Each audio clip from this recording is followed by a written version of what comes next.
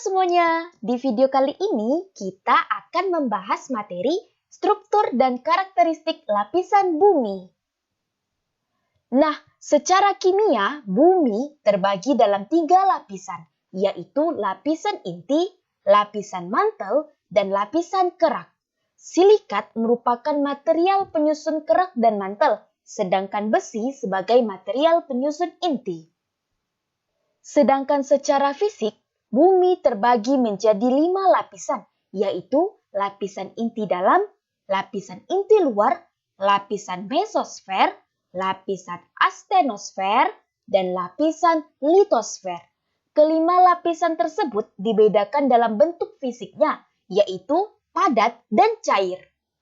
Nah, di video kali ini kita akan membahas struktur dan karakteristik lapisan bumi baik secara kimia maupun secara fisik.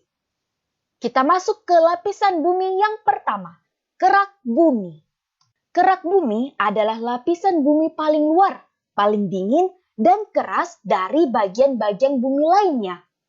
Kerak bumi ini memiliki ketebalan berkisar 5-70 km atau kurang lebih 3-44 mil. Kerak bumi termasuk bagian bumi paling tipis, bahkan hanya 1% dari keseluruhan volume bumi. Kerak bumi ini terbagi menjadi 2 bagian, yaitu kerak samudra atau oceanic crust dan kerak benua atau continental crust. Nah, kerak benua atau continental crust merupakan lapisan padat yang terdiri dari batuan beku granit pada bagian atasnya dan batuan beku basal pada bagian bawahnya. Kerak ini yang sering kita kenal dengan benua. Lapisan ini sering juga disebut sebagai lapisan siang. Dinamakan demikian karena kandungannya didominasi oleh silisium dan aluminium. Sedangkan kerak samudra atau oceanic crust merupakan lapisan padat yang terdiri dari endapan di laut pada bagian atasnya. Kemudian di bawahnya batuan-batuan vulkanik dan paling bawah tersusun dari batuan beku. Kerak ini sering kita kenal menepati samudra. Lapisan ini sering disebut lapisan sima karena didominasi oleh unsur silisium dan magnesium. Agar lebih jelasnya lagi, mari kita lihat tabel perbedaan kerak benua dan kerak samudra. Nah, bisa kita lihat pada tabel ini, kerak benua ini memiliki ketebalan rata-rata 35-40 km dan di daerah pegunungan bisa mencapai 60-70 km. Sedangkan untuk kerak samudra memiliki ketebalan lebih tipis, yakni 6-10 km. Dilihat dari umur batuannya, kerak benua ini lebih tua, mencapai 1.500 juta tahun. Sedangkan kerak samudra memiliki umur batuan yang muda, bahkan kurang dari 200 juta tahun. Dilihat dari beratnya, kerak benua ini lebih ringan dengan densitas 2,6 gram per cm kubik. Sedangkan kerak samudra lebih berat dengan densitas 3,0 gram per cm kubik. Terakhir dilihat dari batuan induknya, kerak benua memiliki batuan berwarna cerah dengan unsur penyusun utama silisium dan aluminium atau granit. Sedangkan kerak samudra memiliki batuan berwarna gelap dengan unsur penyusun utama silisium dan magnesium atau basalt. Selanjutnya kita memasuki lapisan bumi yang kedua yaitu mantel bumi. Lapisan mantel terletak di bawah lapisan kerak bumi. Sesuai dengan namanya, lapisan ini berfungsi untuk melindungi bagian dalam bumi. Lapisan mantel tebalnya mencapai 2.900 km dan merupakan lapisan batuan padat yang mengandung silikat dan magnesium. Suhu di bagian bawah mantel mencapai 3.000 derajat Celcius, tetapi tekanannya belum memengaruhi kepadatan batuan. Nah, gambar di samping menunjukkan lapisan penyusun bumi.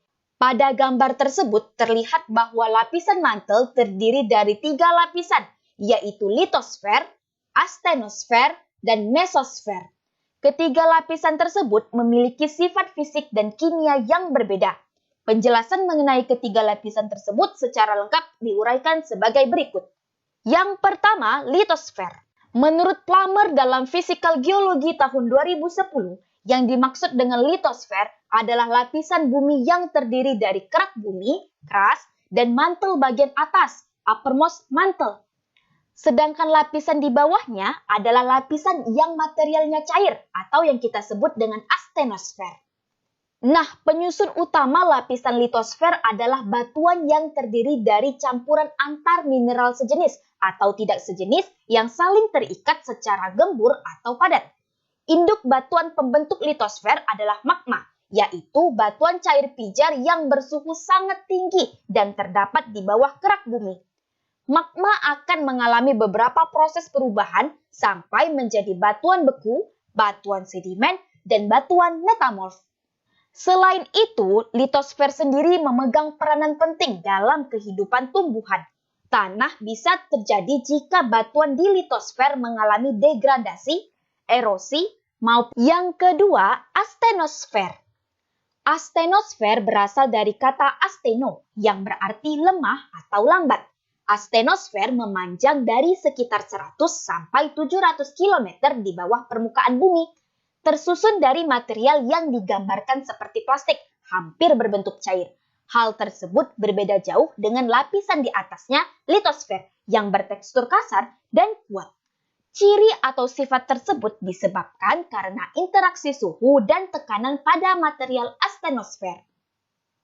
Lapisan astenosfer diduga sebagai tempat formasi magma atau magma induk.